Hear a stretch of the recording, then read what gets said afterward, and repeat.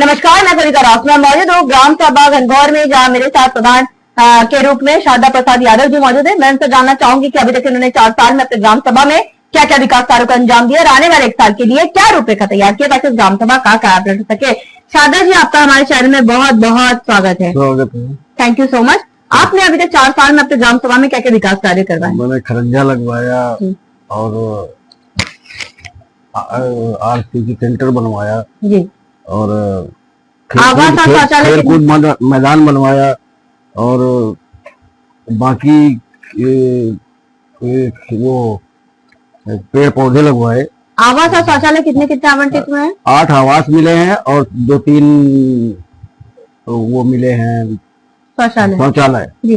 स्वच्छ भारत मिशन में आपकी क्या राय है? स्वच्छ भारत तो स्वस्थ भारत, स्वच्छता को लेकर आप अपने ग्राम सभा में क्या क्या काम करवा रहे हैं? स्वच्छता के बारे में हम सफाई भी करवा रहे हैं, और जमादार के द्वारा, और रिक्शा शाम सुबह घूमता है और वो कूड़ा को ले जा करके आरआरसी सेंटर में डालता है जाके। ओडीएफ में आपकी ग्राम सभा हो चुकी है, आरएस सेंटर पर बन चुका, कूड़ा गाड़ी आ चुकी है, सब कुछ हो चुका है। अच्छा, आपके ग्राम सभा में सर्वे व बहुत जनता से मुखातिब हुए, जिनका कहना था कि कुछ जगह पे जैसे रास्ते खुंदी हुई है अभी तक, जिससे आवागमन में परेशानियों का सामना करना पड़ रहा है लोगों को। इसका निवारण आप कब तक करवा देंगे? अब की बार गांव के खरंजे तो बन हो सकता है कि बन जाए, लेकिन ये रास्ता जो पड़ा हुआ है, ये रोड जो है, ये इतना 10 साल से पड़ा हुआ है, इसको कोई सुनने वाला नहीं। विधायक से भी कहते हैं, विधायक भी नहीं सुनता है, किसी अधिकारी से कहते हैं, कोई सुनता ही नहीं। आप देखे होंगे कि रास्ता कैसा है, गाड़ी भी नहीं चल पा रही। हम लोग कम से कम 6-7 गाड़ी स्कूल की बसें चलती हैं, वो बेचारे बच्चे उसमें भर के जाते हैं, किस तरह परेशान होते हैं बच्चे की हद से ज्यादा, लेकिन कोई सुनने वाला नहीं। इसके लिए लिखित शिकायत आपने कहाँ की? हमने भी विधायक जी को दिया, हमने जिलाधिकारी को दिया, और ये जो रोड बनाते हैं उनको दिया, अधिकारियों को दिया, कोई सुनने वाला नहीं। क्या आपने इसकी लिखित शिकायत विकास भवन में नहीं दिया है? वहाँ भी दिया है, वहाँ भी सुनने वाला कोई नहीं है। अच्छा, इसका प्रतिलिपि है आपके पास? हाँ, प्रतिलिपि तो आप मुझे व्हाट्सअप करिएगा एक बार, और आप शिकायत करिए और हमें व्हाट्सअप करिएगा। इस पर लखनऊ से जरूर काम किया जाएगा। बताना चाहूंगी, पूरे उत्तर प्रदेश में हम लोग का काम चल रहा है, प्रधानों के हित में काम किया जा रहा है, तो जो प्रधान जिस समस्याओं से ग्रस्त है उन समस्याओं का निवारण त्वरित किया जाएगा। ठीक है। अच्छा, आपका कोई सपना है जो आप अपने ग्राम सभा के लिए करना चाहते हैं, जो किसी प्रधान ने ना किया, आप करना चाहते हैं? करना चाहते हैं, लेकिन पैसे नहीं है तो क्या, कैसे कर लेंगे? सपना तो होगा ना? सपना तो है, लेकिन बहुत कुछ।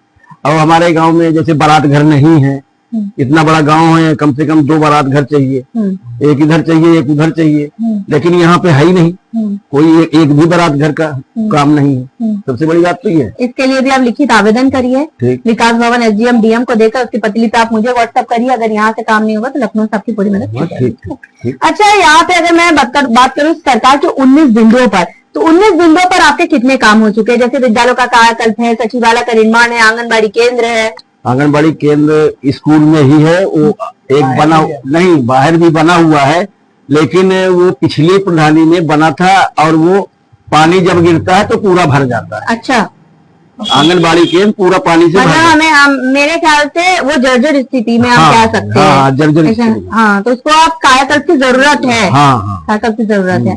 अच्छा, मिड डे मील वगैरह आपके कैसा चल रहा है स्कूलों में? सही ढंग से? स्कूलों में सही ढंग से चल रहा है। सही ढंग से चल रहा है। स्वास्थ्य की मैं बात करूँ तो हमारे उप मुख्यमंत्री बृजेश पाठक जी स्वास्थ्य मंत्री हैं, स्वास्थ्य के प्रति काफी जागरूक भी है। तो स्वास्थ्य उपकेंद्र हमारे यहाँ एक अस्पताल बना हुआ है, ये आरआरसी सेंटर नहीं कि बेकार है, उसका ठेका वाले खा गए और लेके चले गए। वही अधिकारी ठेका लिए थे, और जो काम वहाँ नौकरी करते थे वो पड़ा हुआ है, जब बिल्कुल बेकार हो गया। आपकी इस बार दूसरी प्रधानी है? मैं दोबारा हाँ, पहले मैं निजी अपनी किया हूँ, और अब की बार एक एससी सीट थी तो एक एससी तो आप कर रहे हैं? हाँ, अब मैं कर रहा हूँ। नहीं, बहुत अच्छा है, आपने ग्राम सभा में वाकई बहुत काम किया। अच्छा, आपको क्या लगता है पुरानी प्रधानी और अब की प्रधानी में क्या अंतर है? बहुत बड़ा अंतर है। पहले प्रधानी में यह था कि हम लोग अब चेक द्वारा पैसे निकालते थे, अब आप 1 रुपया नहीं निकाल पाएंगे, जब तक काम नहीं कराएंगे तब तक पैसा निकलेगा ही। सबसे बड़ी बात, अच्छी बात तो यही हो गई कि पहले ये होता था कि एक ले 10,000 की चेक तुम काट ले, 10,000 की चेक हम काट ले।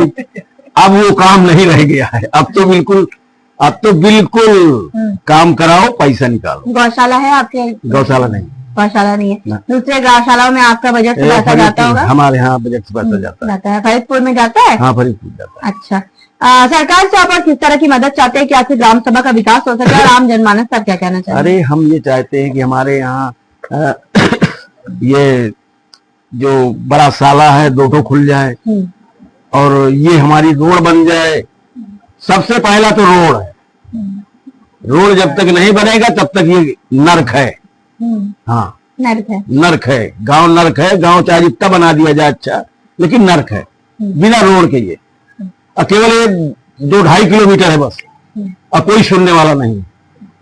चाहे जहां एप्लीकेशन दोगे, विधायक जी आए थे, कहें 6 महीने में इसको देखो, मैं 6 महीने में बना के दिखाता हूँ। साल 2 साल हो गया। मुंह से तो हम भी कहते हैं कि हम सब ये बनवा डालेंगे, लेकिन उनके पास तो पैसा आता है। जमीनी स्तर पर काम नहीं हुआ है अभी ना, कुछ नहीं हुआ। हमारे साथ प्रधान प्रतिनिधि जी मौजूद है, जिनका साफ तौर पे कहना है कि इन्होंने अथक प्रयास किया ताकि इस ग्राम सभा को नंबर 1 ग्राम सभा बनाया जाए।